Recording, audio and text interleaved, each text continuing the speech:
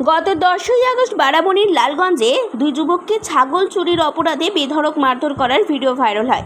Rail crossing জুড়ে বিক্ষোভ করে মানুষজন। ওই যুবক দুজন কোনো অপরাধ না করেও যেভাবে মার খেয়েছে তার বিরুদ্ধে উত্তর থানা ঘেরাও করে কংগ্রেসের পক্ষ থেকে। যে বা যারা ওই দুই যুবককে নৃশংসভাবে মেরেছিল তাদের পুলিশ এখনও ধরেনি। এই অভিযোগ তুলে উত্তর থানার মূল গেট আটকে বিক্ষোভ দেখায় কংগ্রেসের পক্ষ থেকে।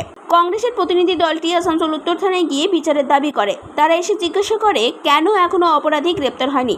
এ বিষয়ে উত্তর থানার মুখ্য গেটে বসে বিক্ষোভ দেখান প্রসেনজিৎ পুতন্ডি, শাহ আলম সহ আরও অনেকে। যে দুই যুবক অপরাধ না করেও জেলে রয়েছে তাদের সাথে ঠিকমতো আচরণ করা হচ্ছে না, কিন্তু সমীর নামক যে যুবক বেধড়ক মারধর করেছিল ওই দুই যুবককে, তাকে কেন এখনও ধরা হচ্ছে না, কেন গ্রেপ্তার করা হয়নি, পুলিশের ওপর কার চাপ বলে অভিযোগ তোলেন কংগ্রেসের পক্ষ থেকে প্রসেনজিৎ পুতন্ডি। একটা ঘটনা গত 10 তারিখে আমাদের সামনে আসে। চন্দ্রচূড় মন্দিরের পাশে রঘুনাথবাটি গ্রামের ঘটনা। এ দুজন রেলপার এলাকার দুজন যুবক, মোহাম্মদ আমির আর মুসলিম হক, এরা গেছিল, এরা বিভিন্ন জায়গায় ফেরি করে বেড়ায়। হঠাৎ করে তাদেরকে ছাগল চুরির অপরাধ দিয়ে গ্রামের লোক ঘিরে ধরে এবং সমীর বাউরি বলে একটা ছেলে দুজনকে কুকুর বিড়ালের মতো মারছে দেখা যায়। পুলিশের কাছে এফআইআর হয়েছে, আমাদের কাছে এফআইআরের কপি আছে। সেই এফআইআরের এগেনস্টে এখনও পর্যন্ত সমীর বাউরিকে গ্রেপ্তার করা হয়নি। অথচ যে দুজন মার খেলো তাদেরকে অপবাদ দেওয়া হলো তারা নাকি ছাগল চুরি করতে গেছে। ছাগল পাওয়া যায়নি তাদের কাছ থেকে, তারা ফেরি করে খায়। সমাজে যেভাবে ঘৃণার বাতাবরণ সৃষ্টি হয়েছে তারই প্রতিফলন এটা, যে সেই দুজন ছেলে আজকে জেলের ভেতরে যারা মার খেয়েছে তাদের ট্রিটমেন্ট করায়নি। অথচ সমীর বাউরি একজন অ্যান্টি সোশ্যাল, খবর নিয়ে জানলাম যে ওই গ্রামে তাকে সমাজবিরোধী হিসাবে তার পরিচয়। সে আজকে 72 ঘন্টা পেরিয়ে গেছে, এখনও পর্যন্ত তাকে গ্রেপ্তার করা হয়নি কেন?